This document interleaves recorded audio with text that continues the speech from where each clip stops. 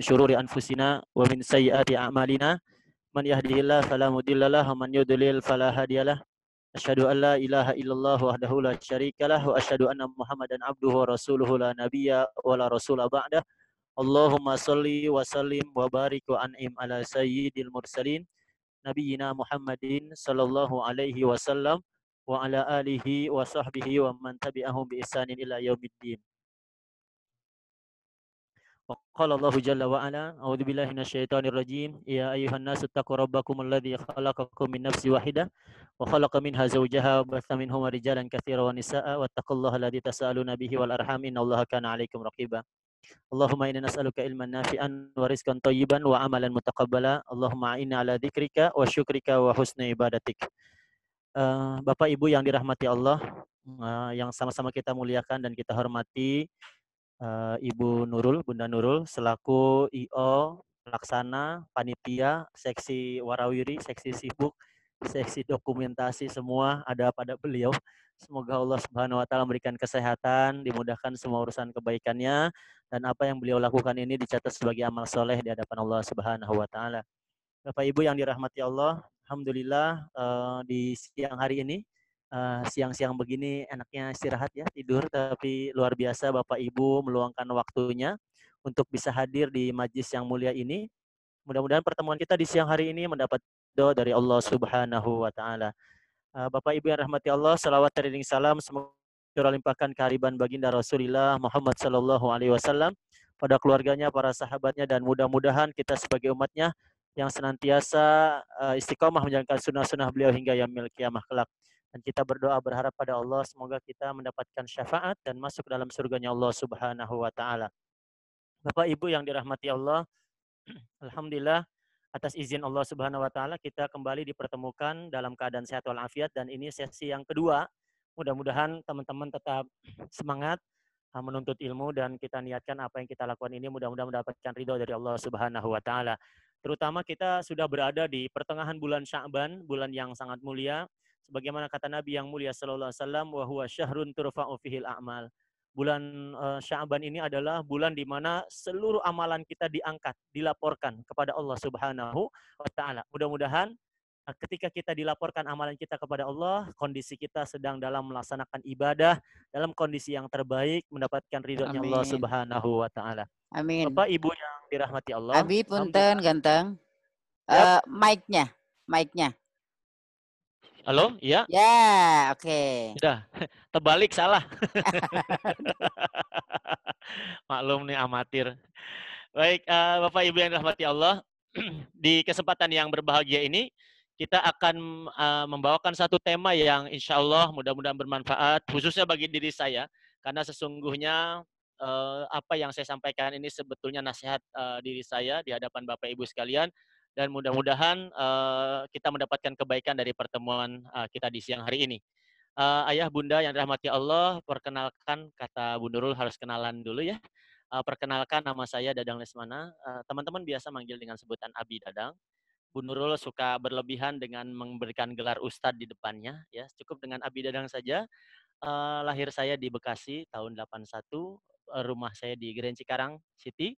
Assalamualaikum orang Cikarang, orang Bekasi terutama yang tahu daerah GCC, mangga mampir. Kalau saya ada di rumah mangga ya. Kemudian telepon saya di 081285823030. Pendidikan terakhir di Pasca Sarjana UNJ. Bapak Ibu yang rahmati Allah, alhamdulillah kalau sehari-hari saya di PAUD ya, di daerah Warung Bongkok. Mungkin ada daerah Warung Bongkok ya. Kemudian diamanahkan juga di Asesor Ban PAUD dan terakhir terbaru ini dari amanah dari Kabupaten Bekasi menjadi Ketua Komisioner KPAD Kabupaten Bekasi untuk periode 2020-2025. Mudah-mudahan perkenalan yang singkat ini semakin mempererat hubungan kita dan senantiasa mendapatkan ridho dari Allah Subhanahu wa taala. Dan Bapak Ibu yang rahmati Allah, mari kita mulai kajian kita di siang hari ini tentunya dengan senyuman ya. Seperti biasa selalu mengajak teman-teman untuk senantiasa bersenyum. Sebetulnya saya sudah sampaikan di pagi hari, saya tidak terbiasa nih, seolah-olah saya bicara dengan benda mati karena ngomongnya di depan laptop sendirian. Tetapi saya yakin ayah bunda semua dalam keadaan standby juga, tersenyum di hadapan komputernya masing-masing, karena kata tulisan di situ disebut senyum itu indah dan ibadah. walaupun yang gambarnya tidak sesuai ya. Mudah-mudahan ayah bunda senantiasa dalam keadaan sehat dan senantiasa mendapatkan ridho dari Allah Subhanahu wa taala. Baik, ayah bunda yang dirahmati Allah, tema kita hari ini adalah mendulang hikmah ya. Dari bagaimana mendidik anak dimulai dari rumah.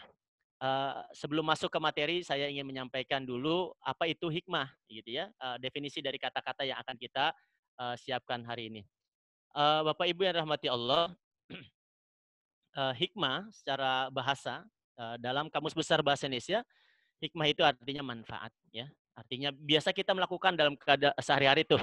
Ada kejadian apa, udah dah ambil hikmahnya, gitu ya. Artinya ada nggak manfaat dari peristiwa tersebut untuk bisa kita jadikan pelajaran.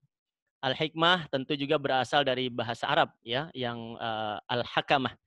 Ini mohon izin kalau nggak salah di sini juga ada ustadznya nih, Ustadz Salahuddin. Saya hari ini bersyukur karena ada beberapa laki-laki di sini menemani saya karena tadi pagi termasuk rawan juga karena hampir tidak ada ayahnya. Hari ini ada ayahnya kayaknya ya.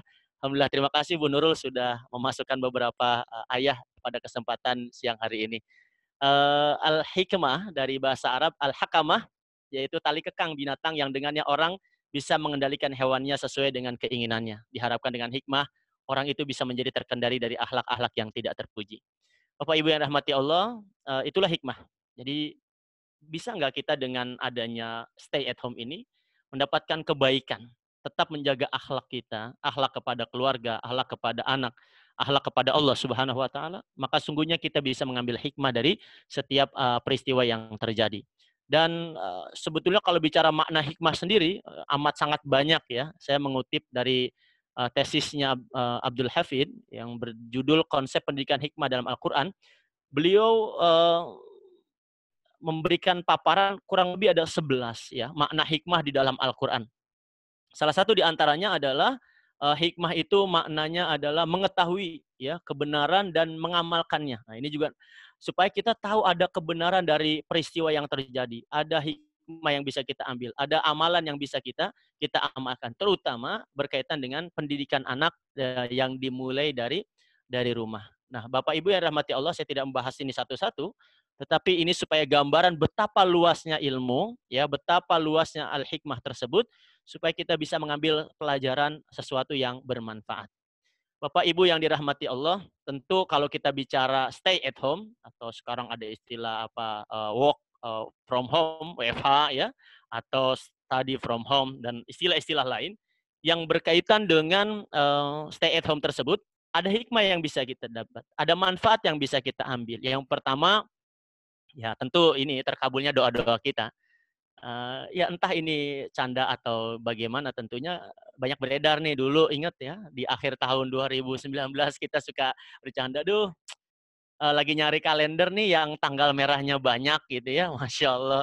Sekarang Allah berikan tanggal merahnya bukan 1 hari 2 hari, tapi satu bulan. Masya Allah.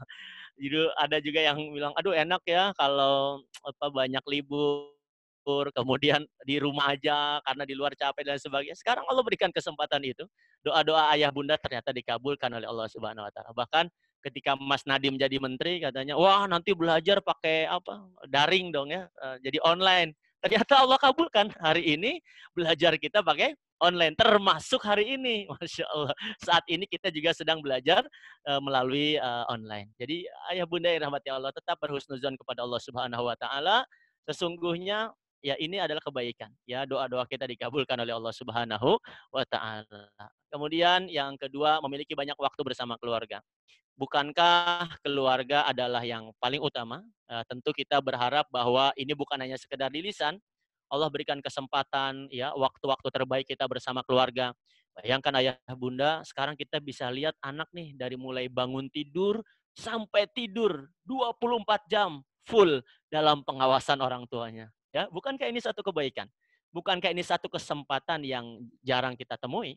Maka tentu ini adalah manfaat yang sangat besar yang Allah berikan kepada kita berkaitan dengan memiliki banyak waktu bersama keluarga di rumah. Kemudian para istri juga memberikan kesempatan oleh Allah untuk melayani suami. Para suami diberikan kesempatan untuk melayani istri dan anak-anaknya. Maka sebagaimana kata Nabi yang mulia sallallahu alaihi wasallam, khairukum khairukum li ahli wa ana khairukum li ahli. Ya, sebaik-baik orang di antara kalian adalah orang yang paling baik terhadap keluarganya. Maka ayah bunda kalau ditanya nih di grup ini siapa yang paling baik ya, bukan yang pakai peci nih ya, bukan yang sedang memaparkan materi, bukan yang paling tertutup auratnya, tidak. Yang paling baik hari ini adalah orang yang paling baik terhadap keluarganya. Siapa? Ya di antara ayah bunda semua. Siapapun di antara kita yang paling baik terhadap keluarga, maka dialah yang terbaik di hadapan Allah Subhanahu wa taala. Maka kesempatan melayani keluarga ini bisa kita dapatkan dengan adanya stay at home ini. Jadi oleh karena itu tetap ayah bunda semangat ya, memberikan pelayanan yang terbaik ya, memberikan doa yang terbaik ya, makanan yang terbaik, pelayanan yang terbaik kepada suami, istri dan anak-anak yang kita cintai. Dan manfaat daripada stay at home adalah bagaimana kita memiliki kelapangan untuk mendidik anak.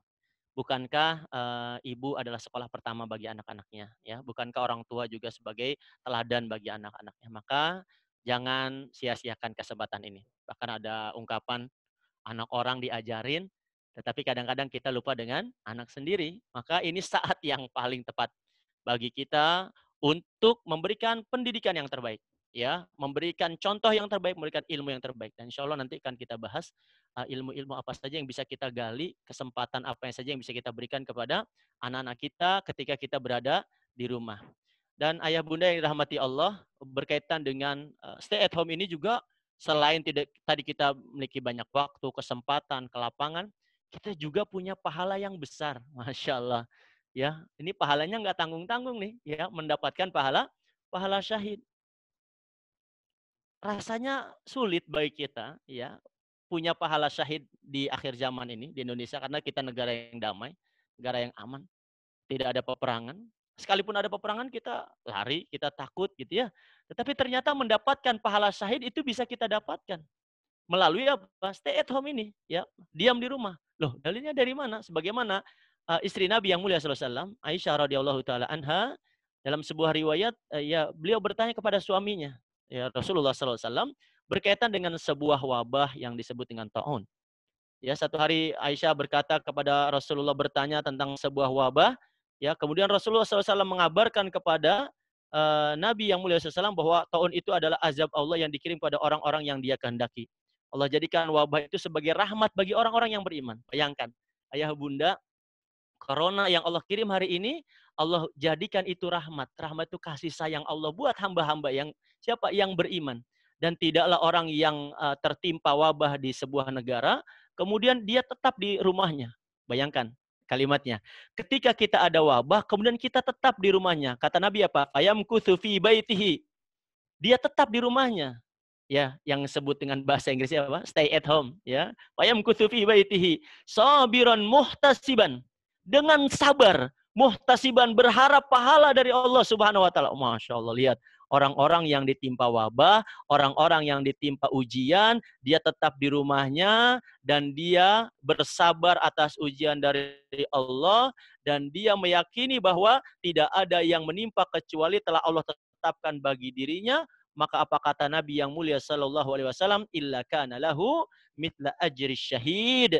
Tidaklah orang tersebut kecuali akan mendapatkan pahala seperti pahala seorang yang mati syahid walaupun dia tidak mati di rumahnya. Bayangkan ayah bunda yang dirahmati Allah.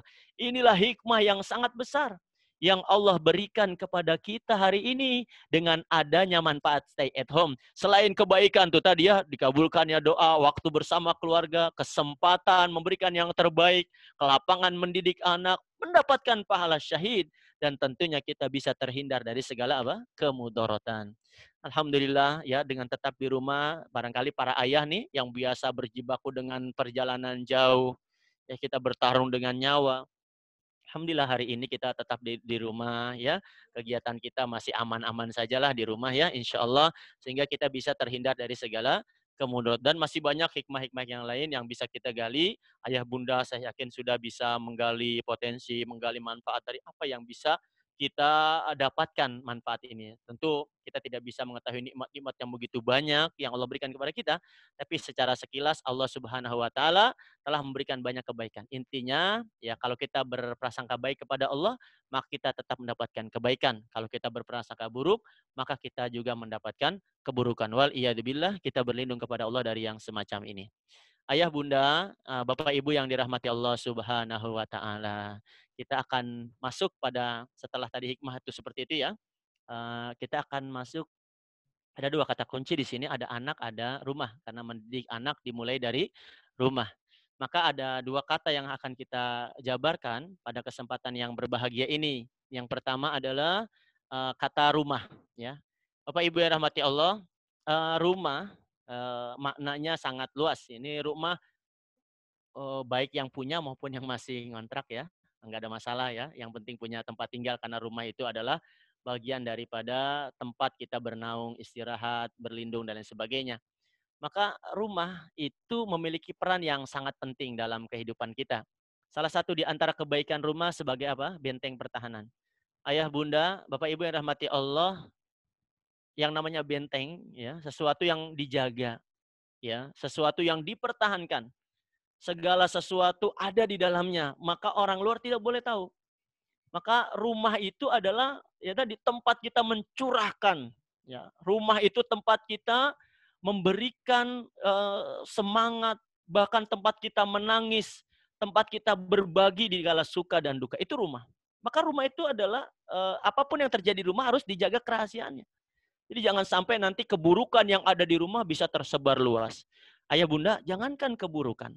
Mohon izin ini karena saya lihat ini udah dewasa semua, sudah balik semua ini. Jangankan itu ya, untuk perkara rumah tangga yang paling sensitif yaitu hubungan suami istri saja, itu nggak boleh diceritain keluar dari rumah kita. Nabi melarang itu. Ya, padahal hubungan suami istri itu halal, bahkan Nabi menyebutnya sebagai apa? Sedekah. Ya, jadi seorang laki-laki, seorang suami yang mendatangi istrinya, maka ada nilai sedekah di dalamnya. Makanya stay at home ini banyak suami yang melakukan sedekah siang dan malam ini ya. Karena memang apa? Ya itu sedekah, tetapi nggak boleh diceritakan. Padahal itu kebaikan kan. Nabi nggak boleh, melarang, Nabi nggak boleh. Ya, jangan para ibu ya, jangan bikin status pagi-pagi ya. Oh, misalnya, aduh suamiku begitu perkasa semalam gitu ya. Nggak perlu. Untuk apa ya? Dan itu dilaknat, nggak boleh, Nabi marah. Ya dilarang oleh Allah Subhanahu wa Ta'ala. Artinya apa? Itu rahasia rumah tangga. Apalagi keburukan. Tidak ada satupun laki-laki sempurna dan tidak ada juga perempuan yang sempurna. Semua memiliki kelemahan. Maka tidak boleh seorang istri menceritakan keburukan suami. Seorang suami memberikan keburukan, menceritakan keburukan istri di luar. Nggak boleh. Haram hukumnya. Maka kebaikan keburukan, maka itu milik kita. Ya di rumah. Benteng pertahanan. Jaga itu dengan baik. Bahkan kadang-kadang mohon maaf ya ada sekarang ini rumah sudah tidak terjaga lagi privasinya. Setiap orang bisa melihat ke dalam, bahkan di-shoot pakai apa namanya TV gitu ya. Kita lihat beberapa acara yang menurut saya kurang baik ya, ketika ada orang yang lagi tidur kemudian ada kamera masuk, kemudian disorot apa selebritis cerita, oh ini baru bangun tidur dan lain sebagainya. Waliyadzubillah. Ya tidak ada privasi sama sekali, maka tidak boleh seperti, makanya saya sudah ingatkan istri saya ya tidak mengundang wartawan ke rumah ya. Lagi juga nggak ada yang mau datang juga wartawan, emang siapa ya Abi Dadang itu. Tapi itu pelajaran berharga buat kita semua ya. Bersyukurlah ayah bunda nggak ada wartawan ke rumah kan ya, nggak ada infotainment ke rumah karena kita harus menjaga privasi kita sendiri. Ini juga sedang video call, hati-hati ya di rumah, cari view yang bagus supaya nanti tidak misalnya ada anak kita atau istri atau suami yang terbuka auratnya kemudian terlihat oleh masyarakat umum. Maka ini harus kita jaga dan kita perhatikan baik-baik karena bagaimanapun juga rumah adalah benteng yang terbaik, benteng pertahanan kita. Kemudian rumah juga berfungsi sebagai apa? Sekolah pertama. Ayah bunda mungkin sering mendengar ya istilah ibu itu adalah madrasatul, sekolah pertama bagi anak-anaknya. Kita lahir, tumbuh dan berkembang di sebuah tempat yang disebut dengan apa? Rumah. Kita mulai belajar bicara dari rumah. Kita mulai belajar makan dari rumah. Belajar berjalan, belajar berbicara, belajar dan agama itu dimulai dari rumah, dan ibu ayah bundalah sebagai gurunya. Tentu ini menjadi pelajaran yang sangat berharga. Sudahkah ayah bunda menjadikan rumah itu sekolah terbaik? Bukankah kita menginginkan bahwa sekolah itu selalu yang terbaik buat anak-anak kita kan? Kalau nyari sekolah kan, oh saya mau mau cari sekolah yang terbaik, ya gitu kan. Selalu ungkapan itu diungkapkan, sekolah yang terbaik, sekolah yang terbaik. Nah, pertanyaannya adalah sudahkah rumah kita menjadi sekolah yang terbaik buat anak-anak kita? Sudahkah anak-anak kita mendapatkan kebaikan dengan hadirnya orang tua di rumah? Selama beberapa pekan ini di rumah, kehadiran ayah bunda di rumah itu ada nggak kebaikan buat anak-anaknya? Gitu ya. Jadi kalau belum, ayo kita maksimalkan di sisa-sisa masa stay at home ini, sehingga anak mendapatkan kebaikan yang banyak ketika ayah bunda ada di rumah. Jadi jangan sampai ayah bunda ada, tapi anak-anak tidak mendapatkan kebaikan. Berarti sekolah pertama bagi anak-anak bukan yang terbaik. Jadi jadikan sekolah ini, rumah ini sebagai sekolah pertama dan yang terbaik ya bagi anak-anak kita. Maka siapkan program ya, ada pendidikan bagi anak-anak kita, ada ilmu yang bermanfaat, ada adab yang diajarkan, ada ilmu yang senantiasa dicurahkan kepada anak-anak kita di rumah. Dan yang ketiga adalah rumah itu sebagai apa? Surga. Ayah bunda yang rahmati Allah, ini sering kita dengar juga istilah rumahku surgaku. Nabi yang mulia SAW mengatakan baiti jannati, rumahku adalah surgaku. Dan ingin saya sampaikan bahwa kalau kita bicara rumahku surgaku, maka ini tidak berkaitan, tidak ada garis lurus dengan pelayanan di rumah. Sering saya ibaratkan tidak menjamin rumah yang mewah, besar itu orang bahagia di dalamnya. Tetapi bagaimana kita belajar dari sosok yang sangat mulia, yaitu Nabi yang mulia Shallallahu Alaihi Wasallam. Kata Nabi yang mulia SAW, ketika Nabi mengatakan rumahku surgaku itu, lihat bagaimana kondisi rumahnya, ya. Rumah yang sangat kecil, rumah yang sangat sempit. Bahkan Aisyah pernah bercerita 3 kali bulan purnama dapurnya nggak nyala, kompor di dapurnya tidak apa menyala. Bayangkan, bahkan sahabat bertanya, ya wahai Ummul Mukminin, wahai ibunya orang-orang beriman, wahai ibu kami, kalau 3 kali purnama dapur tidak menyala, terus makan apa? Coba bayangkan. Ini masa-masa lockdown, kita dapur nyala mulu, makan mulu ini Masya Allah. Banyak yang update status, timbangannya naik katanya ya di masa-masa lockdown ini, luar biasa. Nabi yang mulia SAW, ya beliau mengatakan, Siti Aisyah menceritakan bagaimana 3 kali purnama tidak menyala dapurnya, tidak masak. Ketika sahabat bertanya, apa yang dimakan selama 3 kali purnama tersebut? Maka Aisyah menjawab, aswadain, kami hanya makan kurma dan air putih. Allahu Akbar. Begitulah kehidupan Nabi yang mulia SAW.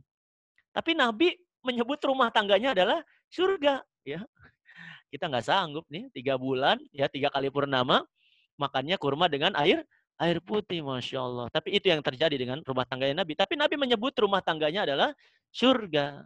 Ya, apa yang menyebabkan Nabi berani mengatakan itu? Saya kira kalau para ayah ya, para ayah mengatakan di rumah nggak ada apa-apa terus bilang rumah tangganya surga, kayaknya istrinya langsung demo ini ya. Langsung pulangkan aku ke rumah orang tuaku gitu ya.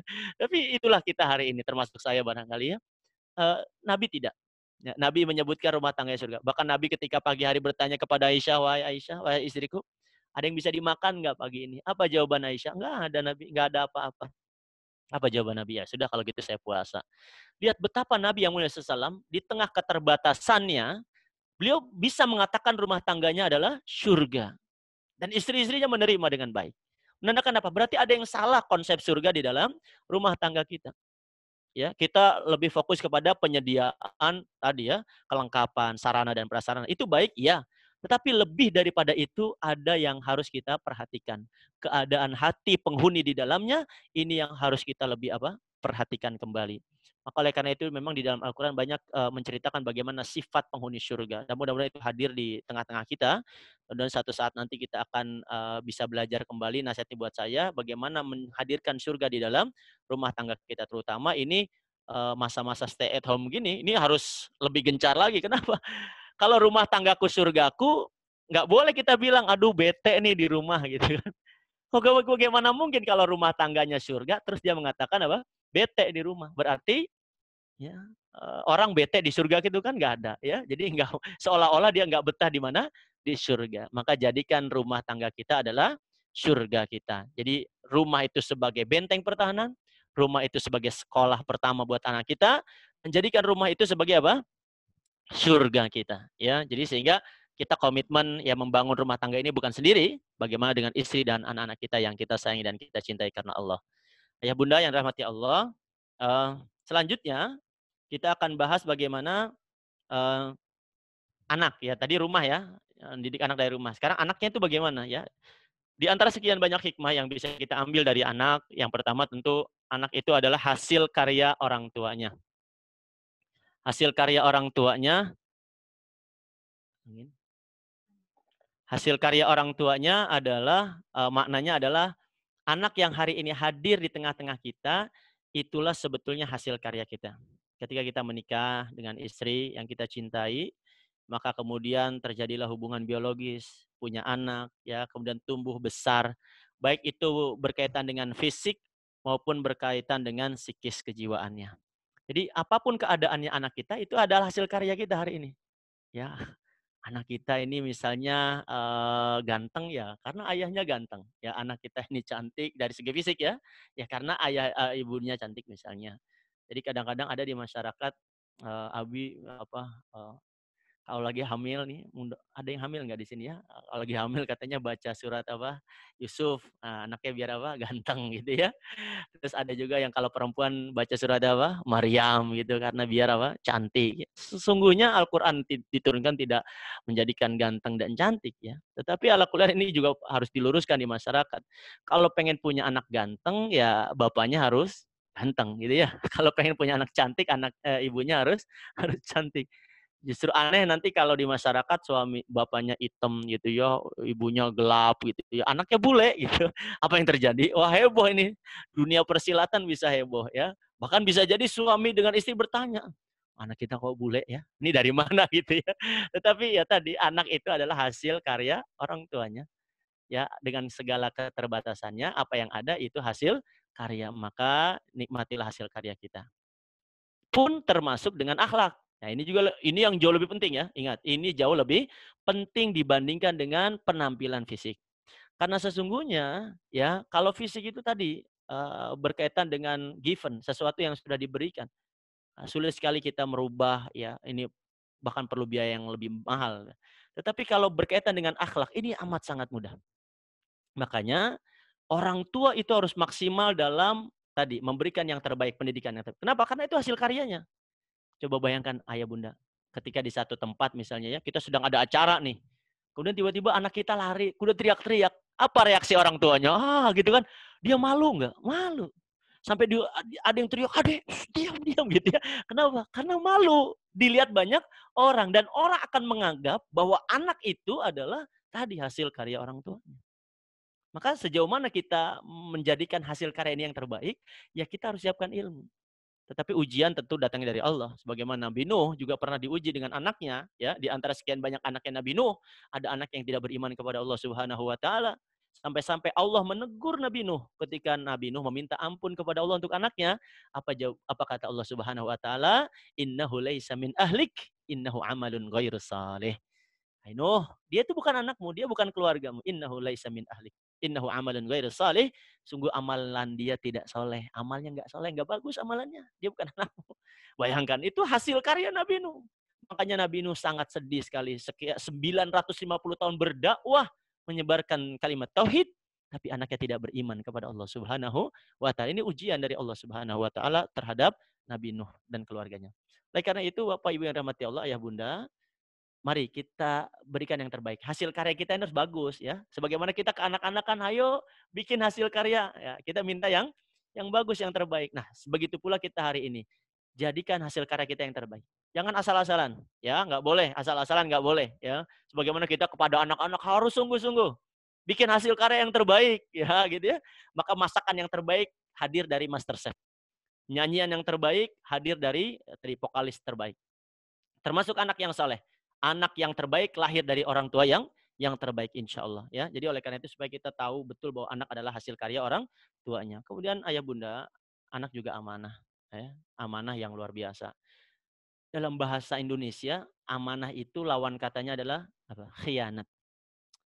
Kebayang nggak ya? Kalau ada orang tua yang tidak amanah, berarti orang tua ini telah apa? Berkhianat. Masya Allah. Ya, sebagaimana kata Nabi apa? Kullukum ra'in wa kullukum mas'ulun an ra'iyatih. Setiap kalian adalah pemimpin dan setiap pemimpin akan dimintai pertanggung jawaban. Seorang suami, para ayah, di sini ada ayah ya, beberapa ayah yang hadir pada kesempatan kali ini. Yang paling berat buat kita sebagai seorang suami bukan menyediakan rumah. Saya kira mudahlah bagi kita dan alhamdulillah sebagian kita sudah punya rumah. Yang paling berat bukan menyediakan kendaraan, karena untuk memberi kendaraan insya Allah mudah juga. Yang paling berat hari ini buat seorang ayah adalah sejauh mana dia bisa menyelamatkan diri dan keluarganya dari api neraka. Ya, ku anfusakum wa ahlikum nara. Atau kama qala Allahu jalla wa ala. Kata Allah, jaga dirimu dan keluargamu dari api neraka. Bayangkan ayah bunda, ya, jangankan menjaga keluarganya, dirinya aja susah. Kita nih para suami, para ayah, ya, jujur dalam diri kita. Sulit sekali kita menjaga diri kita ini dari api neraka.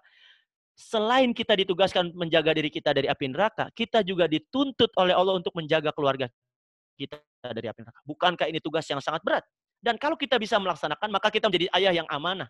Kalau tidak, maka kita menjadi ayah yang berkhianat kepada keluarga kita. Berat kan? Maka nasihat ini, sekali lagi ayah bunda, nasihat ini buat saya. Nasihat ini buat saya sebagai ayah yang bertanggung jawab terhadap istri dan anak-anak saya di rumah. Bagaimana juga dengan istri? Wahai para istri. Para istri juga akan ditanya oleh Allah Subhanahu wa taala tentang kepemimpinannya dalam rumah tangga. Bagaimana haknya kepada suami, bagaimana kepada anak-anaknya. Bagaimana pendidikan ibu kepada anaknya. Karena yang paling dekat seorang anak biasanya kepada seorang siapa? Ibunya. Ya, nggak usah jauh-jauh nih. Saya kalau ngadain pengajian gitu ya, Masya Allah ibu-ibu nih kalau pengajian bapak-bapak sama ibu-ibu beda hawanya. Ya, seolah nih ada berpengalaman ngisi kajian. Kalau taklimnya bapak-bapak mah enak kita. Yang hadir siapa? Ya bapak-bapak. Tapi kalau pengajian ibu-ibu yang hadir siapa? Ibu-ibu dan anak-anaknya gitu ya. Makanya sulit membedakan antara pengajian ibu-ibu dengan posyandu ya. Karena semua anak-anaknya ada di situ sebagaimana acara di posyandu ya. Tapi itulah fenomenanya. Seorang anak lebih dekat dengan ibunya. Menandakan apa? Seorang ibu akan diminta pertanggungjawaban. Ayo, sejauh mana mendidik anak-anaknya di rumah ya. Dan yang ketiga, di antara kebaikan anak-anak kita adalah dia adalah investasi yang paling berharga. Masya Allah. Ya bunda, siapapun di antara kita kalau investasi pasti ingin dapat apa? Untung. Ya. Siapapun di antara kita yang investasi pasti ingin mendapatkan apa? Kebaikan, manfaat dari investasi tersebut ya. Entah itu harga meningkat dan lain sebagainya lah. Pokoknya ada kebaikan. Nah, bagaimana dengan anak? Sama. Anak adalah investasi yang amat sangat berharga. Investasi. Maka jadikan anak ini ya sesuatu yang sangat bermanfaat bagi kehidupan kita. Harus sungguh-sungguh. Sebagaimana kita berinvestasi sungguh-sungguh. Ayah bunda yang dirahmati Allah. Sedikit supaya kita semangat ya. Bagaimana manfaat anak itu luar biasa. Di dunia saja, ya ketika anak kita soleh misalnya, kita orang tua dihadapkan dengan tugas yang banyak, ya, kesibukan yang luar biasa di hari-hari biasa. Misalnya anak-anak kita nih soleh-soleha, amin ya Allah. Kemudian zuhur misal dia sholat. Kemudian ketika dia sholat dia mengangkat tangannya, Rabbi firli, wali walidayya warhamhuma kama rabbayani shaghira. Kitanya ada di kantor, kitanya ada di kendaraan, perjalanan, atau bahkan sedang rapat misalnya. Ketika anak kita berdoa kepada Allah, ya Allah ampuni dosa dan kesalahan kedua orang tua saya, sayangi mereka, maka seketika itu Allah ampuni dosa dan kesalahan kita. Berkat siapa? Berkat doa anak-anak kita. Masya Allah. Bayangkan ya bunda, siapa di antara kita yang satu hari tidak berbuat dosa? Enggak ada. Di antara kita pasti berbuat dosa. Setiap hari. Tidak ada satupun di antara kita yang tidak berbuat dosa. Tidak ada satupun di antara kita yang tidak berbuat maksiat. Bahkan ketika di rumah sekalipun kita masih berbuat maksiat. Tetapi ayah bunda yang dirahmati Allah, ketika anak kita berdoa, Rabbik firli wali walidayya warhamhuma kama rabbayani shaghira. Maka seketika itu Allah kabulkan, Allah ampuni dosanya. Doa dari siapa? Anak kita.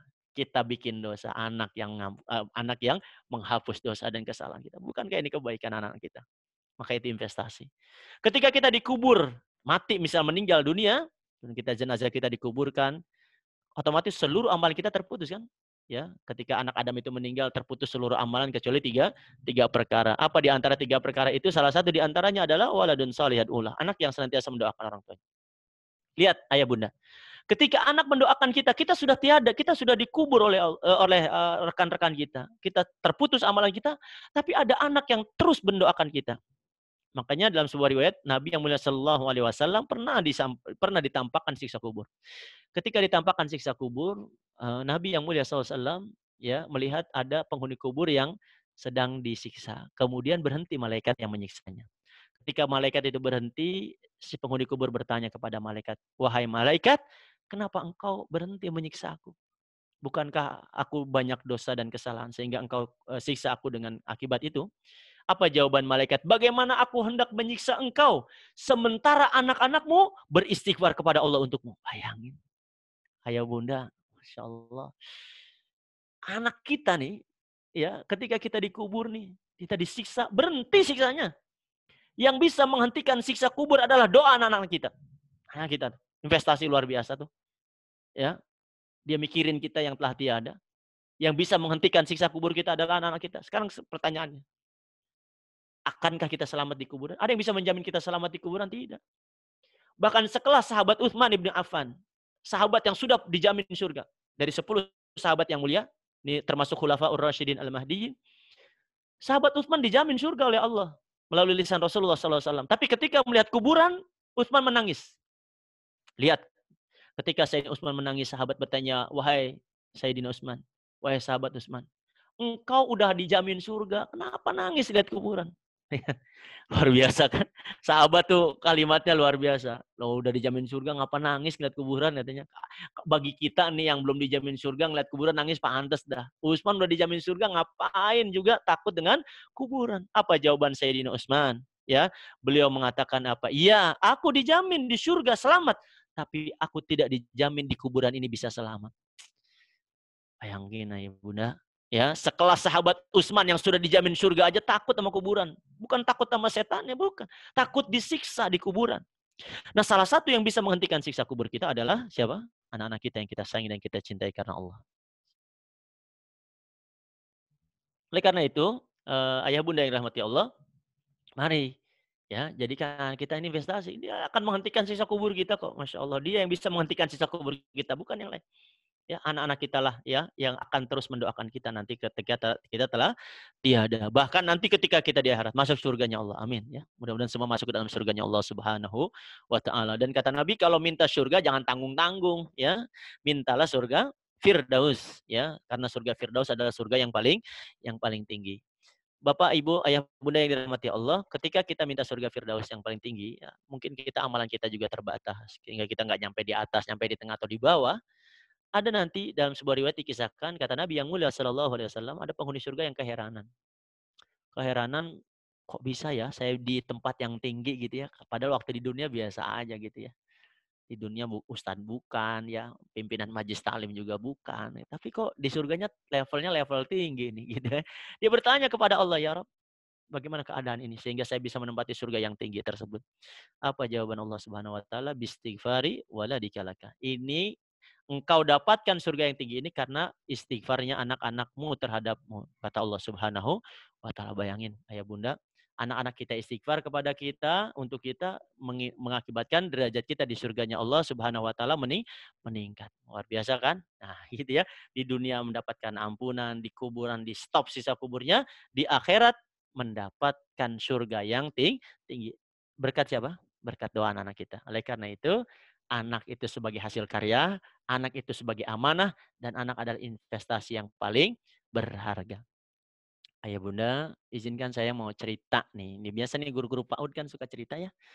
Dan saya harapkan teman-teman PAUD, guru-guru ya, kalau cerita ya kisahkan kisah-kisah yang real gitu ya.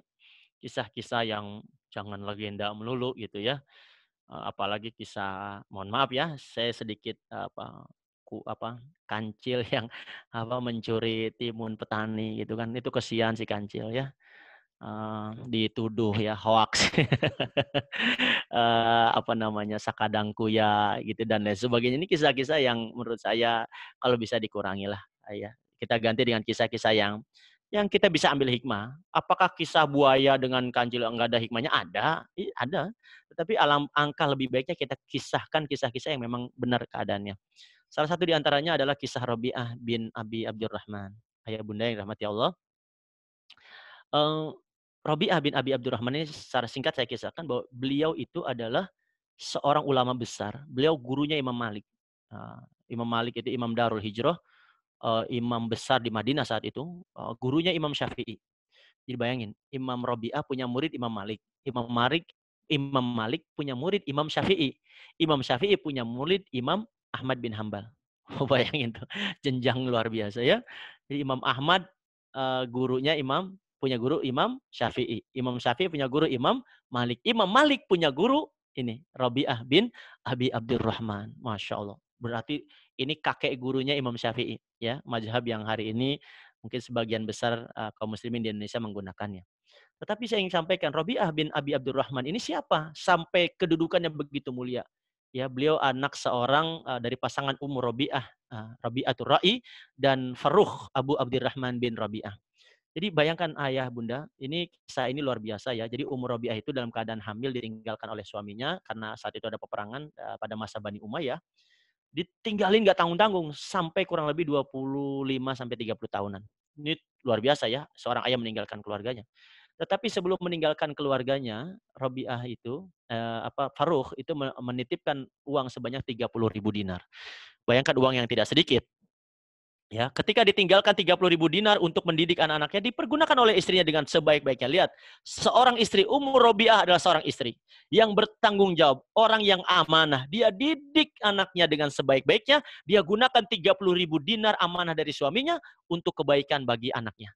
Maka apa yang terjadi ketika Farukh menanyakan kembali tentang 30.000 dinar yang dia tinggalkan? Pertanyaan Rabi'ah apa? Wahai suamiku, apa yang kau lihat? 30.000 dinar yang dulu kau tinggalkan, apa anakmu yang sekarang? Mana yang lebih berharga daripada 30.000 dinar?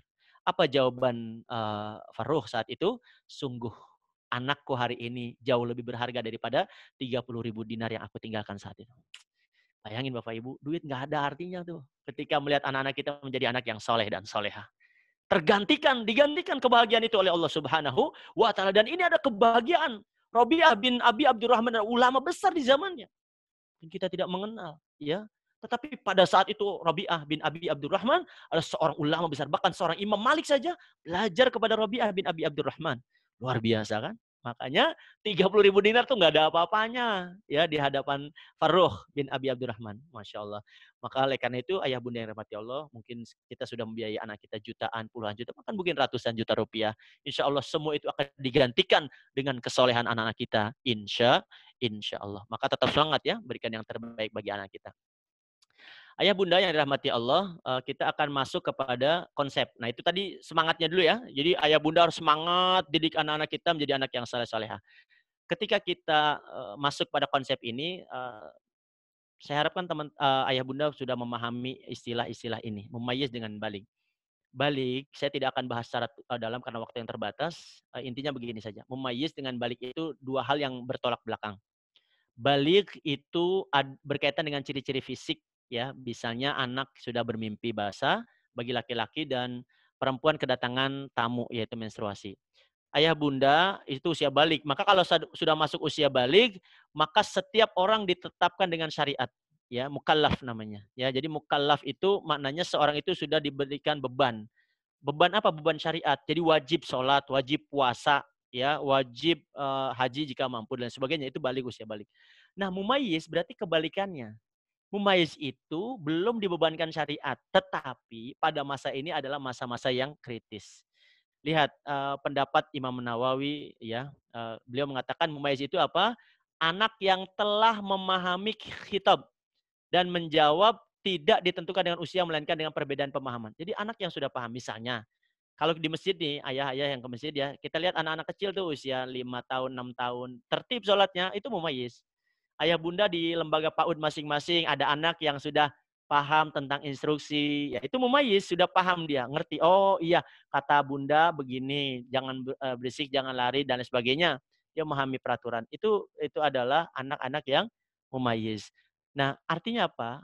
Anak-anak ini sebetulnya belum dibebankan syariat. Usia 5, 6 tahun, 7 tahun ya, itu usia mumayyiz. Saya belum menemukan usia 7 tahun balik gitu ya. Balik sejak dini itu nggak ada ya. Tetapi mumayyiz ini memang unik ya. Artinya di satu sisi memang anak-anak ini belum belum syariat. Jadi nggak usah bersedih ayah bunda kalau misalnya anak usia 6 tahun masih belum sholat gitu ya. Bolong-bolong lah, bukan nggak sholat, bolong-bolong sholatnya. Nggak apa-apa. Kan itu proses, mudah-mudahan bisa jadi dari metode kita ada yang salah.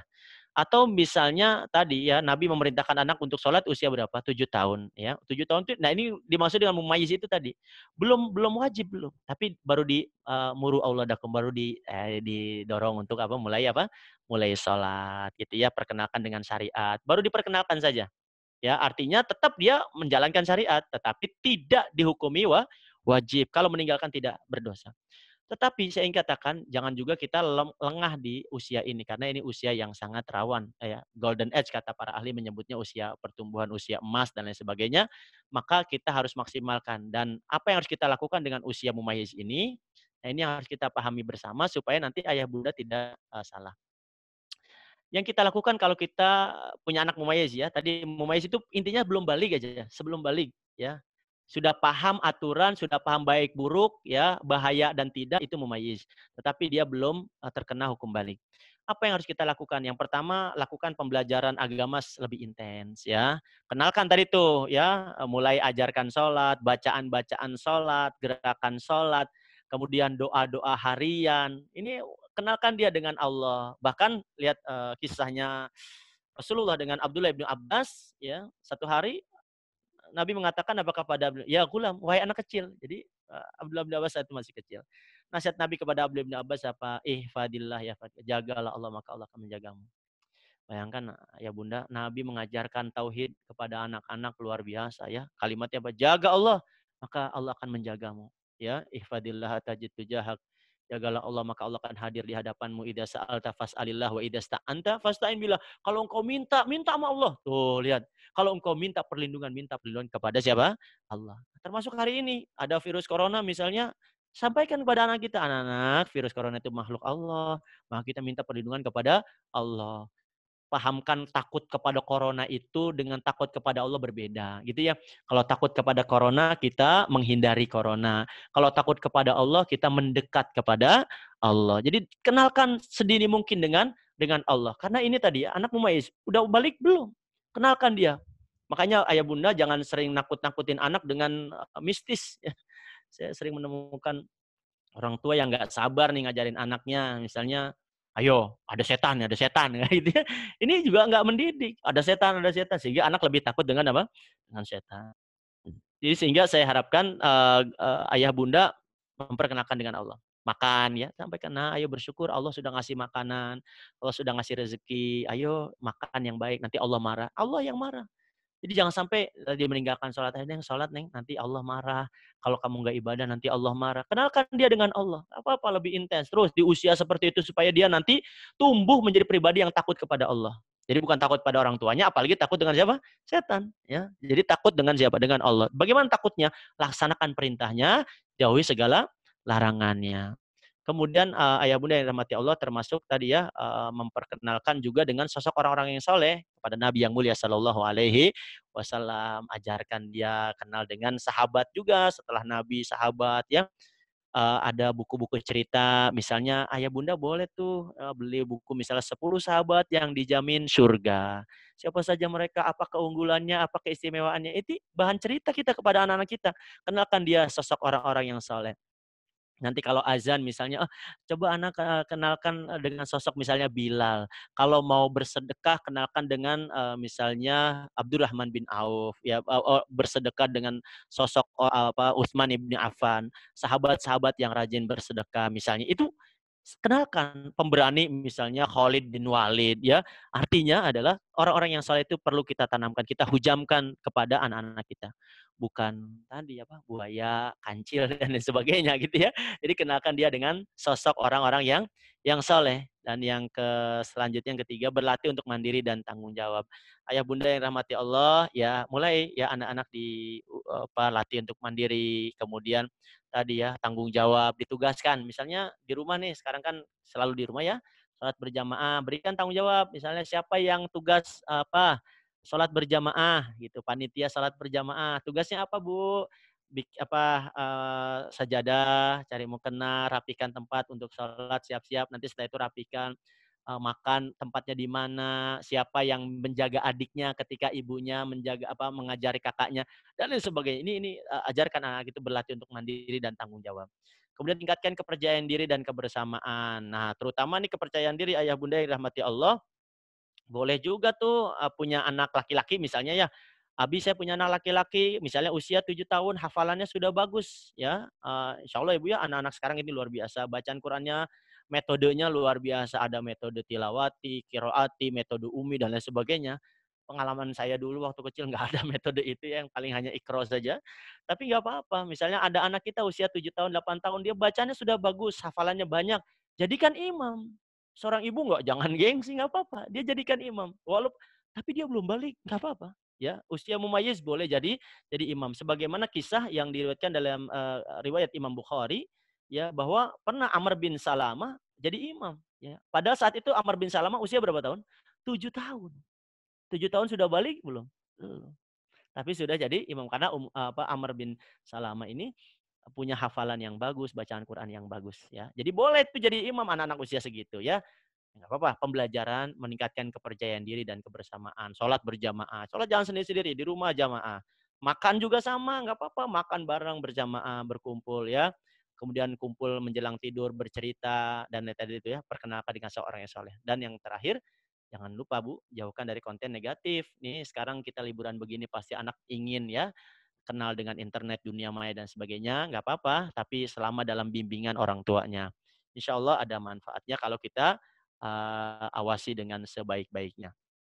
Ya Bunda, lihat, luar biasa kan? Semangat tentu ya, karena itu manfaatnya besar, ya faedahnya sangat luar biasa, maka tentu kita harus semangat. Dalam apa? Memberikan yang terbaik bagi anak-anak kita. Bahkan kata Nabi yang mulia sallallahu alaihi wasallam apa? Ihris ma yanfa'uk wasta'in billah wala ta'jaz. Kata Nabi yang mulia sallallahu alaihi wasallam, bersungguh-sungguhlah untuk mendapatkan apa yang bermanfaat bagimu dan minta tolonglah kepada Allah dalam setiap urusan serta jangan sekali-kali engkau merasa lemah. Masya Allah, ayah bunda. Kalau ngurus anak itu bermanfaat, maka semangat. Kalau ngurus anak itu ada manfaatnya, maka sungguh-sungguh. Gak boleh lemah. Dan jangan lupa, wasta'in billah. Ya, kita minta tolong kepada Allah Subhanahu wa taala. Maka pertanyaan selanjutnya, Abi, apa yang harus kita lakukan di sisa-sisa masa ini, ya masa darurat ini? Maka ayah bunda nasihat ini buat saya dan kita semua. Mari yang pertama luruskan niat, ya luruskan niat, ya semata-mata yang kita lakukan ini karena Allah Subhanahu wa taala. Karena sesungguhnya keikhlasan kita kepada Allah itu akan memberikan kekuatan yang luar biasa. Ya, bahkan Al-Imam Malik ya pernah mengungkapkan satu ungkapan yang sangat luar biasa ketika beliau dikritik tentang sebuah kitab yang kata orang saat itu, oh, ini udah banyak kitab-kitab begini ya, Muwatta, kitab Muwatta itu. Beliau mengatakan apa? Maka nalillahi yabqa. Segala sesuatu kalau karena Allah itu akan langgeng, akan kekal. Bayangin. Ini kalimat yang pendek tapi dalam maknanya. Segala sesuatu kalau karena Allah akan langgeng. Yang membuat kita langgeng ngurusin anak karena apa? Karena Allah. Yang membuat kita langgeng sampai hari ini masih berumah tangga, masih mau ngurusin rumah tangga. Karena masih ada keikhlasan dalam diri kita.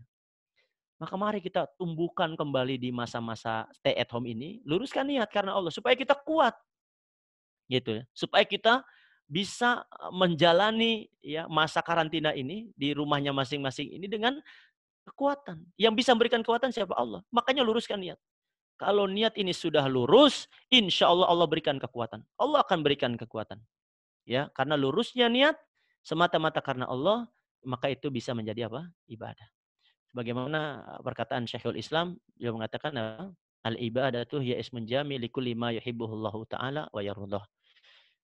Ibadah itu adalah segala sesuatu yang dapat mendatangkan keridhaan Allah, segala sesuatu yang dapat mendatangkan kecintaan Allah. Dari perkataan dan perbuatan al-batinah wa dhahirah, baik itu amalan yang tersembunyi maupun amalan yang terang-terangan. Jadi ayah bunda, bapak ibu yang rahmati Allah, bayangkan. Luar biasa kan? Ternyata ibadah kita ini luar biasa. Banyak sekali peluang untuk beribadah kepada Allah. Luruskan niat. Ya, tidak mungkin keridhaan Allah hadir sebelum kitanya dulu ridho. Ya, ikhlas insya Allah. Dan memang tadi ya, mendidik anak di rumah itu kan dibutuhkan keikhlasan. Aduh, kalau nggak ikhlas mah kelar kita. Udahan kita ngurusin anak kayaknya kalau nggak ikhlas banget mah gitu ya. Kenapa kita nggak dibayar? Nggak ada bayaran, anak nggak bayar ke kita gitu kalimat. Malah kita yang biayain mereka, udah gitu diajarin. Itu yang kadang-kadang membuat kita ada pertanyaan, kenapa ya orang tua itu emosi kepada anak? Ya karena kita itu tadi dituntut keikhlasan. Ayah bunda udah survei belum? Saya kadang-kadang mohon izin ya. Ini survei pribadi saja.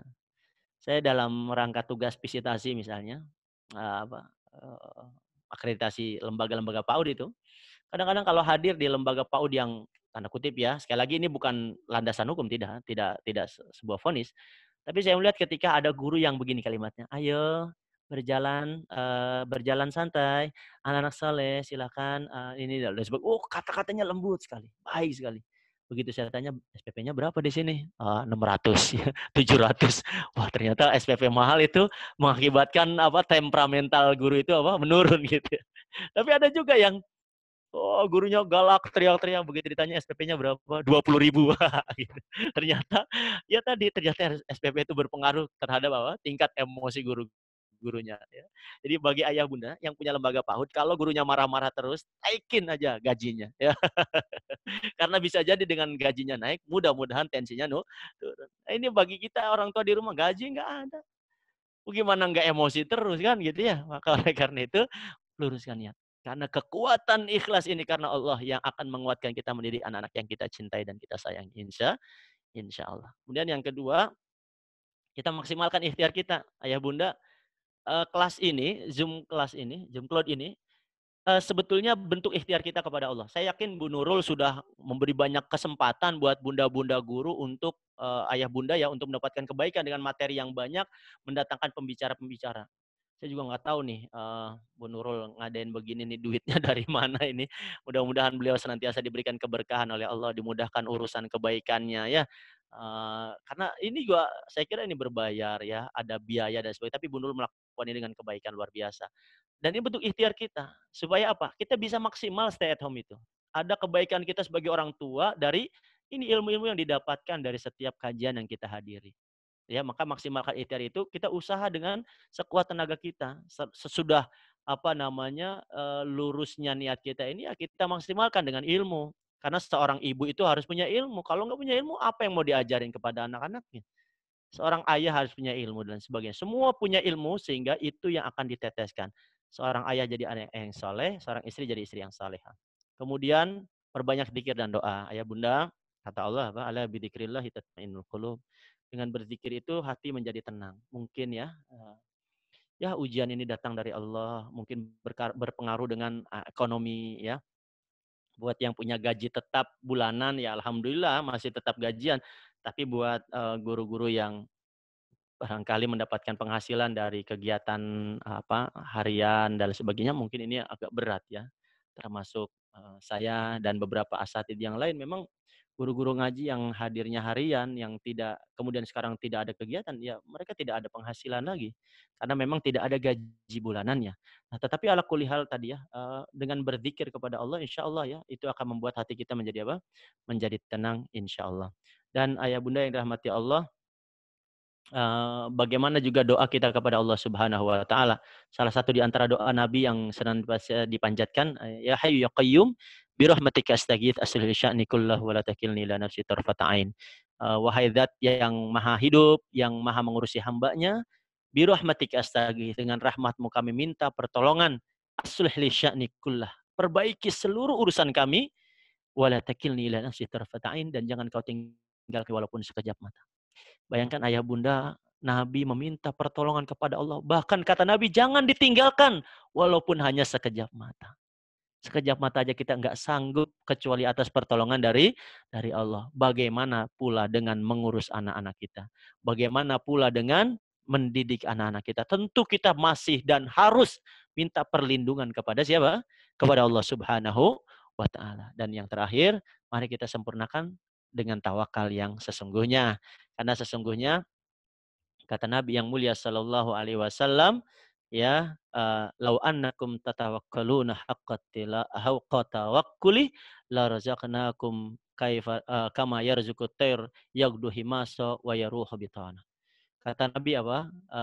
Barang siapa yang bertawakal dengan tawakal yang sesungguhnya, maka Allah akan berikan rizki sebagaimana Allah berikan rizki seperti seekor burung yang pergi di pagi hari dalam keadaan lapar, pulang di sore hari dalam keadaan kenyang. Masya Allah. Burung itu adalah binatang yang paling tawakal. Ya, apa? Karena burung nggak tahu makanannya ada di mana.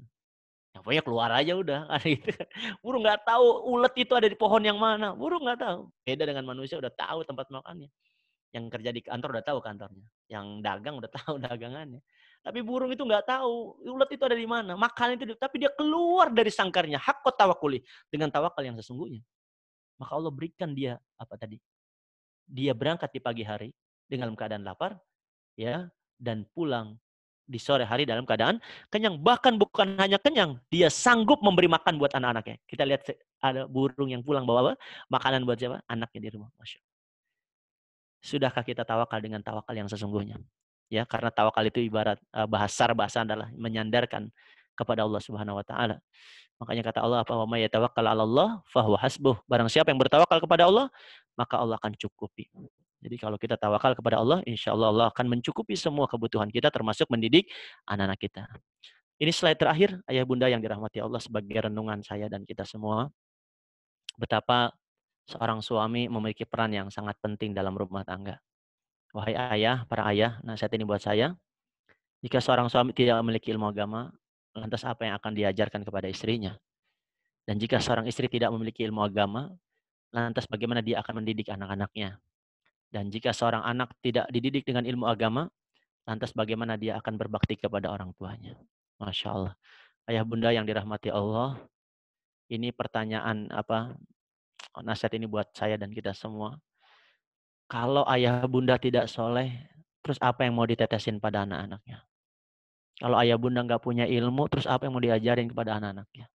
Kita menginginkan anak kita menjadi anak yang soleh dan solehah, sementara kita tidak punya kemampuan untuk menjadikan anak kita menjadi anak yang soleh.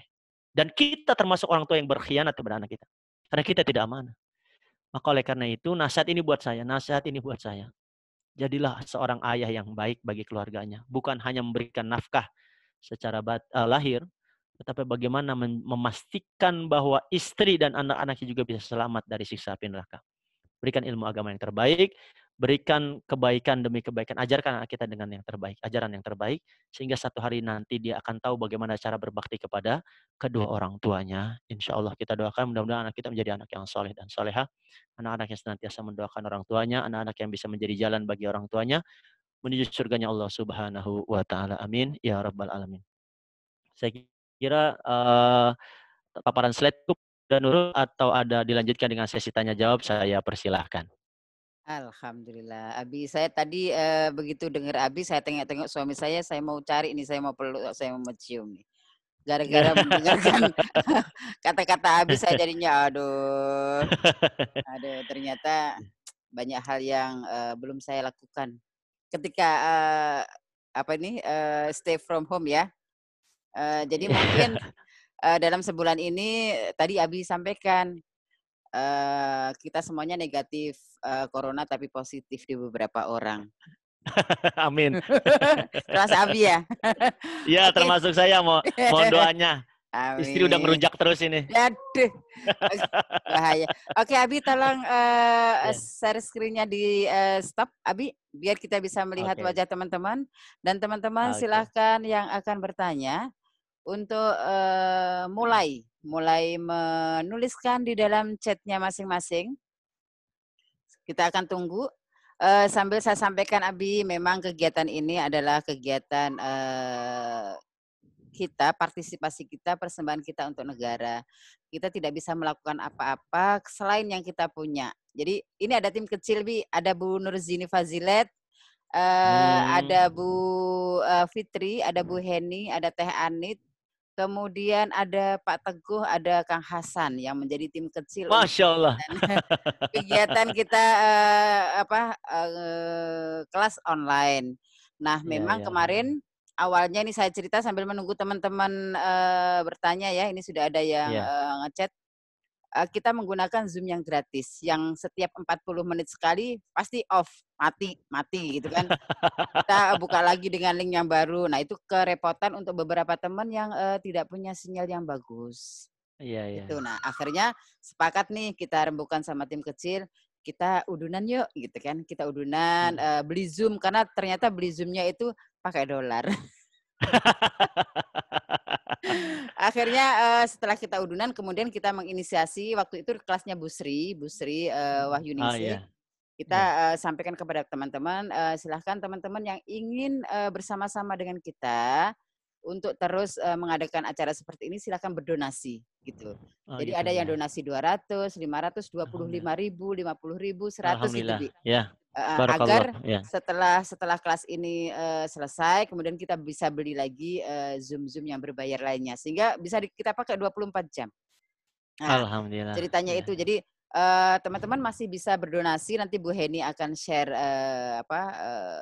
nomor rekeningnya. Jadi nomor rekening ini adanya di bendahara. Kita punya tim kecil dan ada bendahara. Oke. Iya. Alhamdulillah. Sekilas info, sekilas kabar. Kita tidak tahu corona ini akan berakhir kapan. Jadi kita paham betul bagaimana kondisi teman-teman di rumah dengan tanpa kegiatan. Makanya kita gunakan acara seperti ini. Oke, saya coba nanti unmute all ya. Saya akan mute kembali, tapi teman-teman gambar aja bagian bisa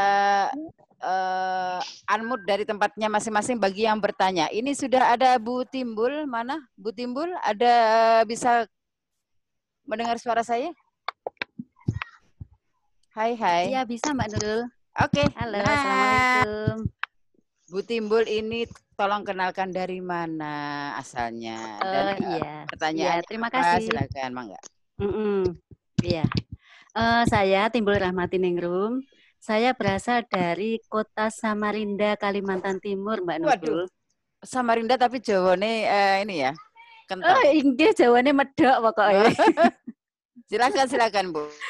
Iya, Abi, boleh saya mau nanya Abi ya? Begini, kalau tadi Abi menjelaskan bahwa anak yang mumayyiz, istilahnya anak yang belum balik, bisa menjadi imam. Begini Abi, saya sedikit cerita. Kalau di sekolah kami setiap pagi itu ada kegiatan sholat duha. Nah, di situ yang kami jadikan imam salah satu guru di antara kami. Padahal kami semuanya adalah perempuan. Nah, itu bagaimana Abi sebaiknya?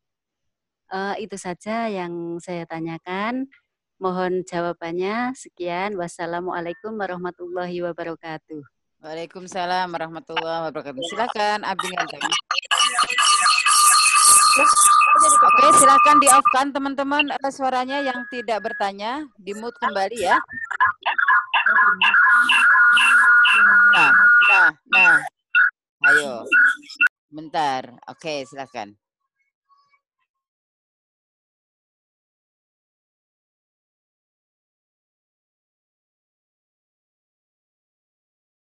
Halo, udah?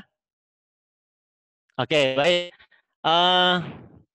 Yang pertama berkaitan dengan anak PAUD yang jadi imam. Ya, saran saya untuk guru jadi imam cukup sekali 2 kali saja, beberapa kali maksudnya, tidak 1-2 kali, sampai kira-kira anak ini bisa dipahami dengan baik.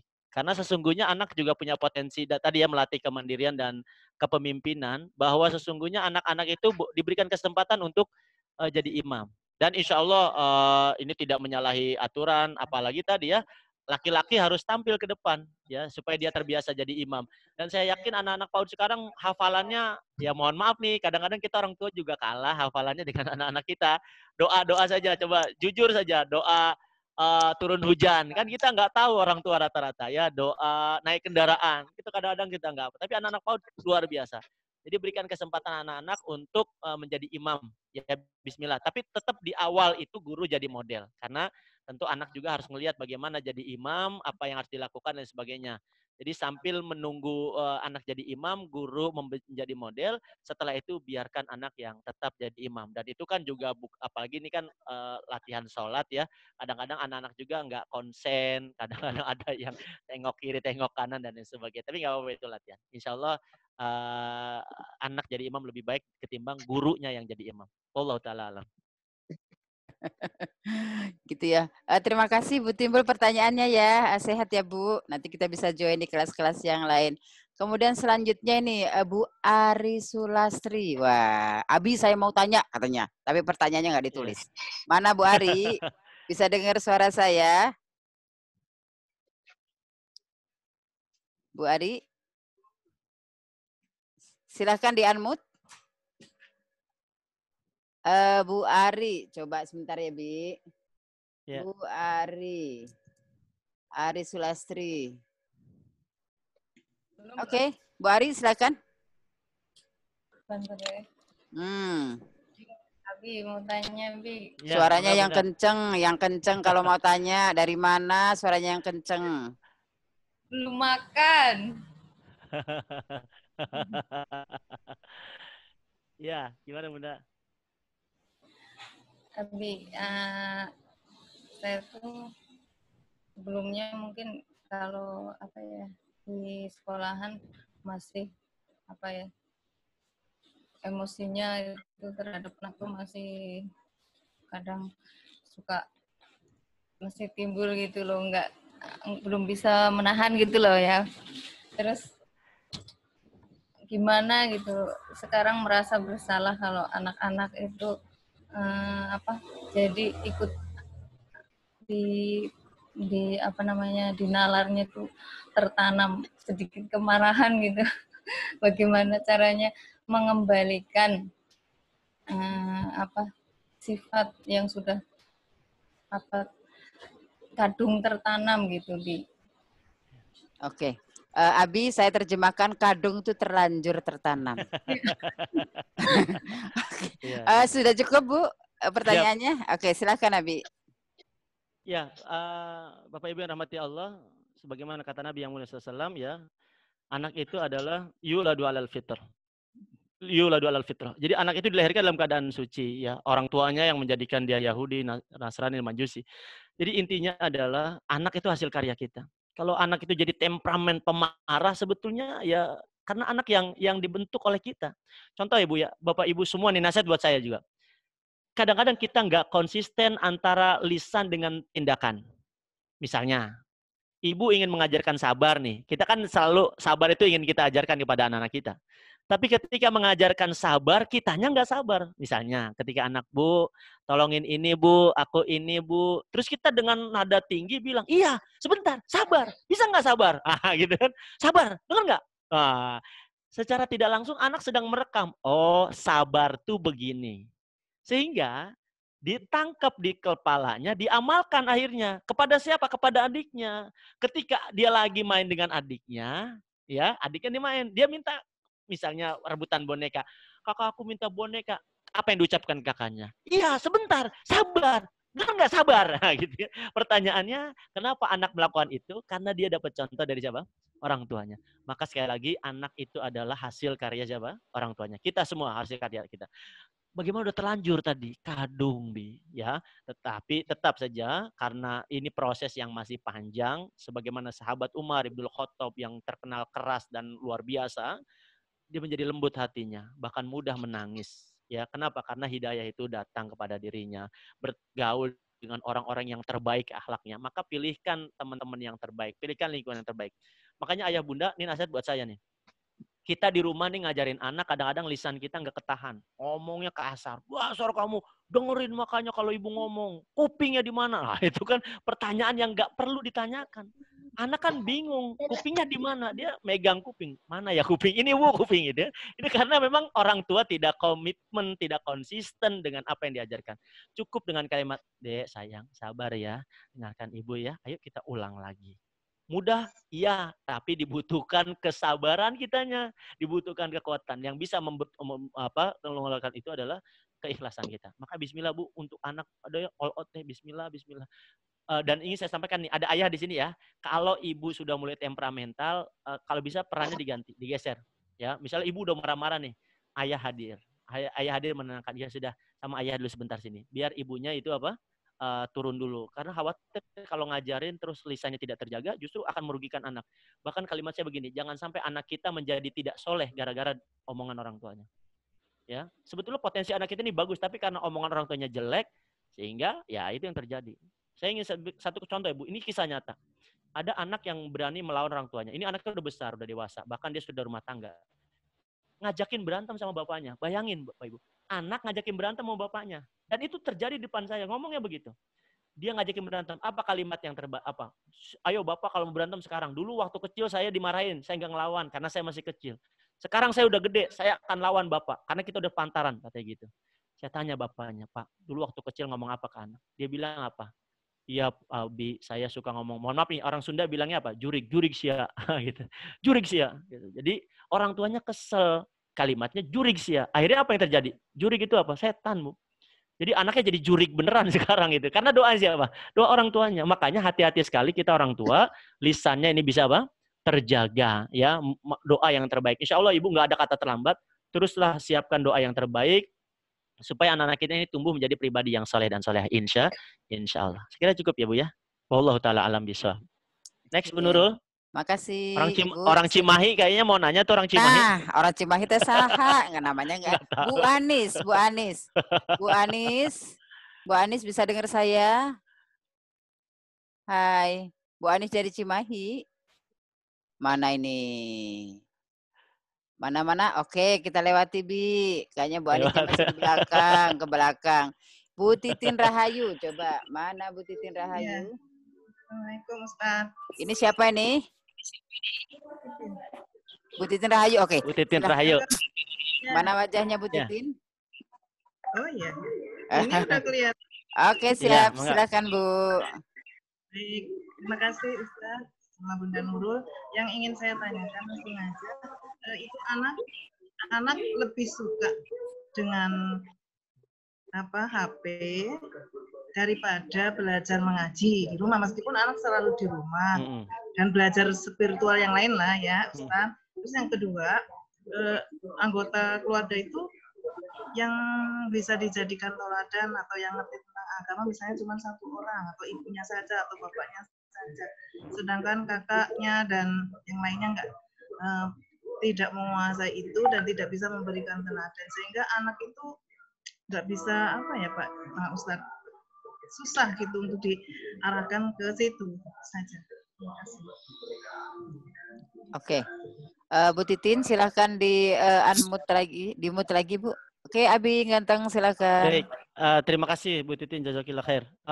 Yang pertama berkaitan dengan tadi figur ya.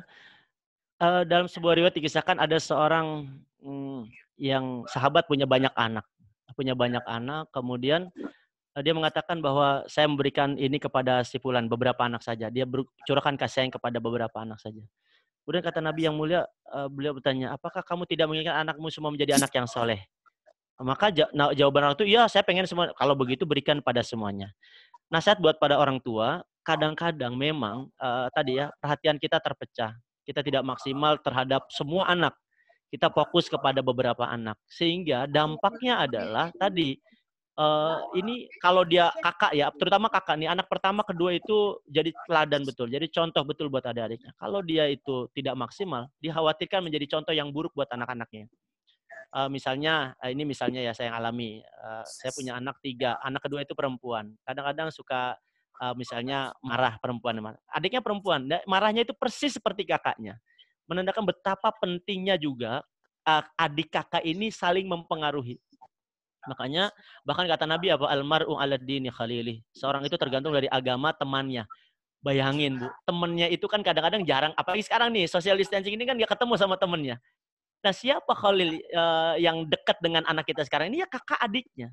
Jadi betapa bahayanya kalau hari ini kakak itu memberikan virus negatif kepada adik-adiknya. Maka oleh karena itu saya sarankan kepada semuanya, perlakukan anak kita bukan adil itu sama, tapi proporsional. Ya, adil itu proporsional artinya apa?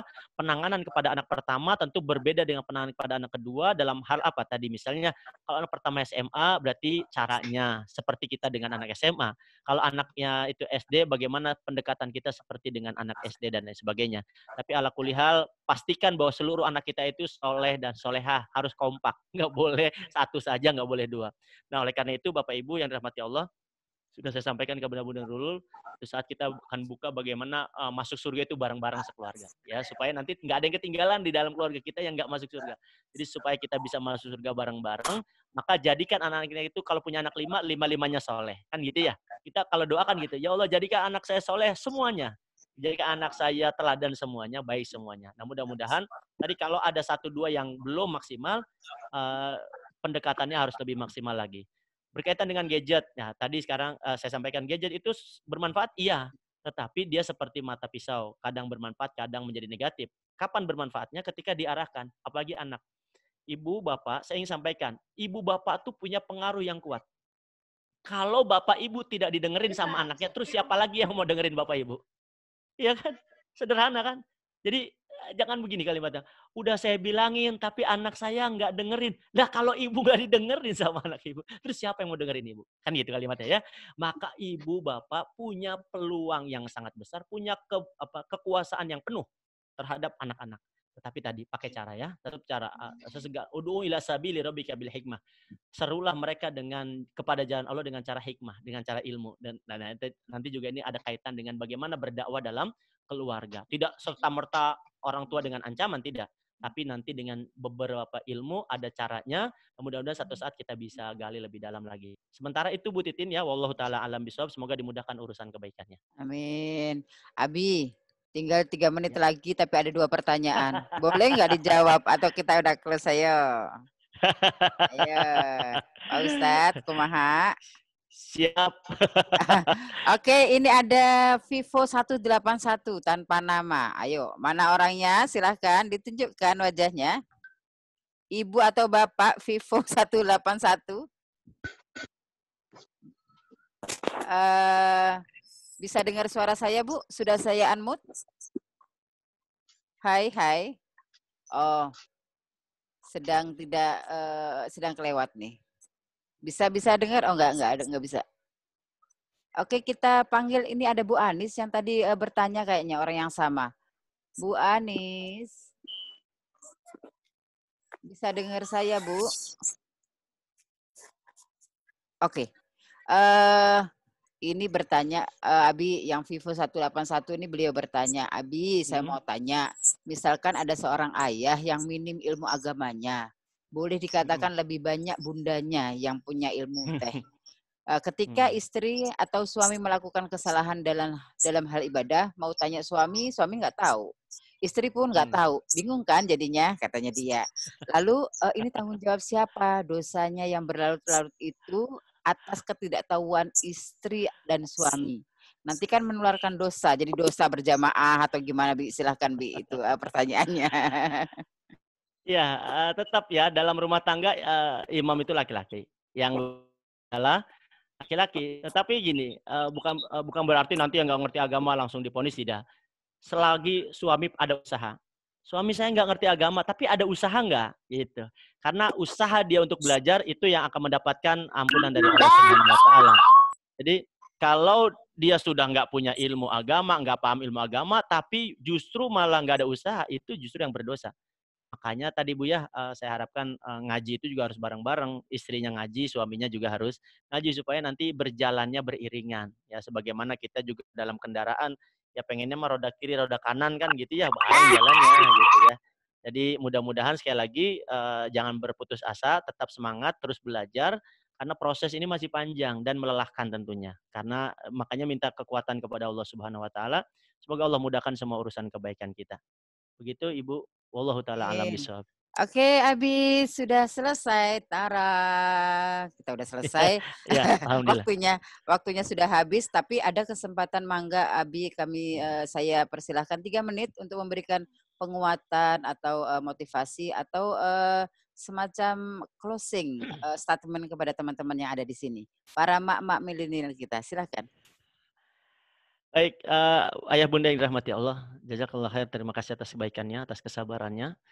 Nasihat ini buat diri saya dan kita semua.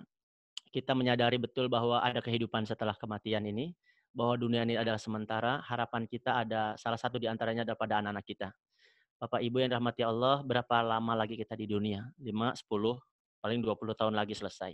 Tapi anak-anak kita punya kesempatan yang jauh lebih lama. Dia bisa hidup 50, 70 tahun lagi mungkin dia bisa ada di dunia ini. Maka harapan kita adalah dari mereka. Supaya setelah kita tiada, amalan kita terus mengalir. Pahala kita terus ada, ampunan dari Allah terus hadir. Karena berkat doa anak-anak yang soleh dan soleha. Harapan saya dan kita semua tentunya pada masa stay at home ini, maksimalkan mendidik anak-anak kita di rumah. Sayangi anak kita, peluk cium erat dengan kasih sayang yang sempurna, karena sungguhnya mereka akan datang pada hari kiamat memberi syafaat bagi orang tuanya. Karena sesungguhnya mereka akan hadir melalui doa-doa mereka. Hilangkan amarah yang berlebihan kepada anak-anak kita. Kalaupun kita pernah marah, peluk, minta maaf. maafkan anak, maafkan ibunda, pernah menyakitimu. Mudah-mudahan pemaafan dari anak-anak kita menjadi keriduan datangnya dari Allah Subhanahu wa taala, sehingga anak-anak kita tumbuh menjadi anak yang soleh dan soleha, anak-anak yang senantiasa mendoakan orang tuanya, anak-anak yang akan menyelamatkan orang tuanya, anak-anak yang akan datang pada hari kiamat memberi syafaat bagi orang tuanya, dan anak-anak yang akan menjadi jalan bagi orang tuanya menuju surganya Allah Subhanahu wa taala. Amin. Ya rabbal alamin. Mohon maaf Bu Nurul atas segala kesalahan. Oke, terakhir Bi, kita tutup dengan doa Bi. Kangen kita dengan doa Bi, silakan. Kita berdoa bersama-sama teman-teman. Berapa menit saya doanya lama. Udah nggak apa-apa, nanti honornya ditambah. Ya, baik Bapak Ibu yang rahmati Allah, karena ini sesi terakhir di hari ini, maka saya ingin mendapatkan hikmah dan kebaikan yang banyak dari ayah bunda, dan mohon aminkan doa ini. Mudah-mudahan salah satu di antara ayah bunda menjadi penyebab dikabulkannya doa-doa kita di siang hari ini.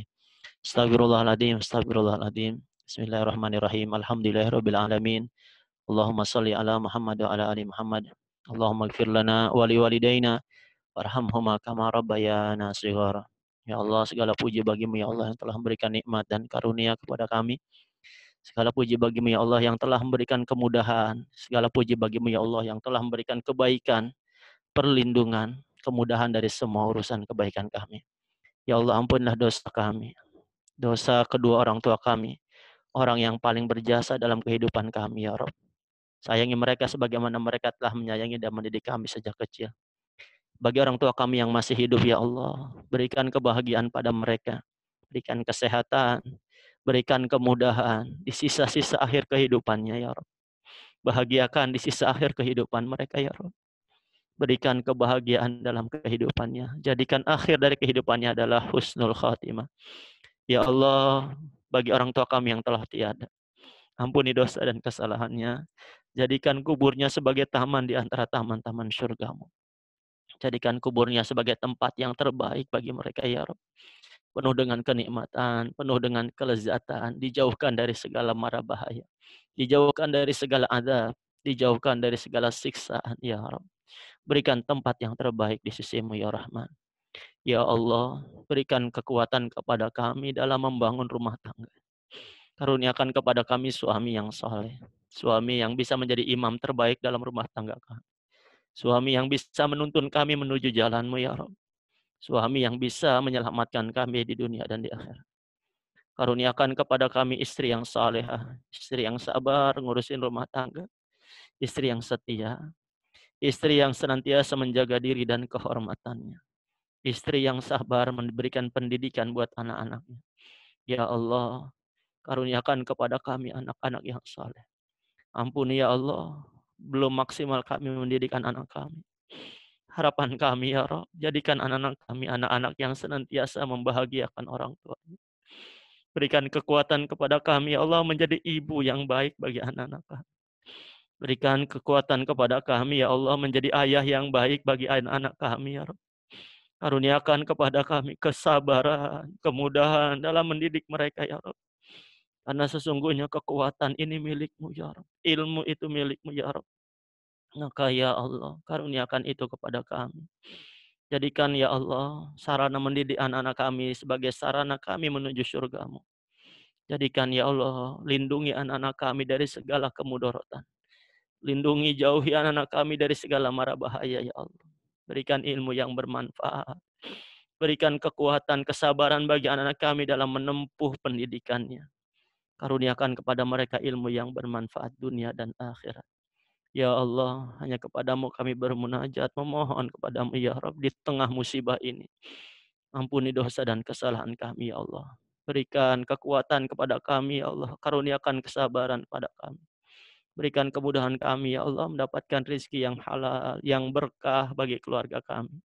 Jauhkan kami dari rezeki yang haram ya Rabb. Jauhkan kami dari segala keburukan dan kemudaratan. Ya Allah, berikan keberkahan dalam rumah tangga kami.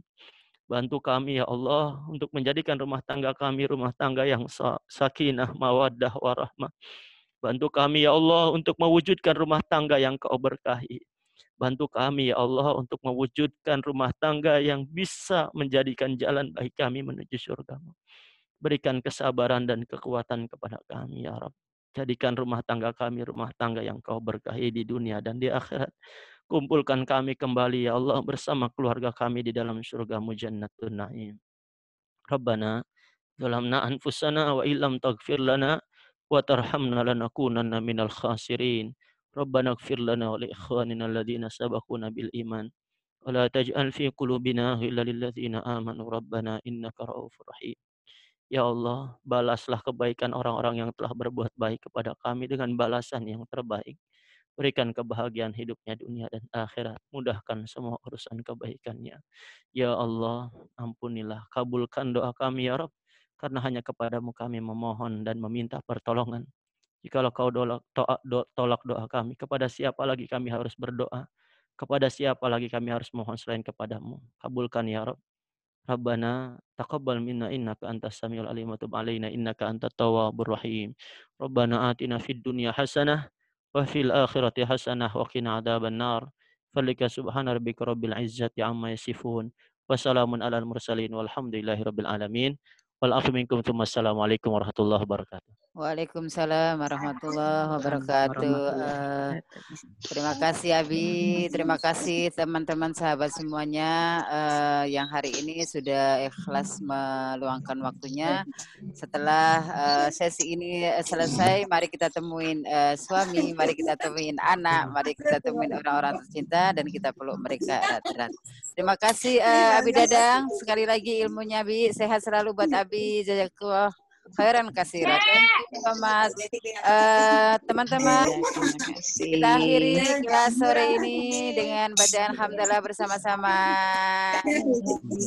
Kita dadah-dadah sama Bunda Nurul. Dadah. Assalamualaikum. Terima kasih. Warahmatullahi wabarakatuh. Waalaikumsalam Abi. Dadah. Terima kasih.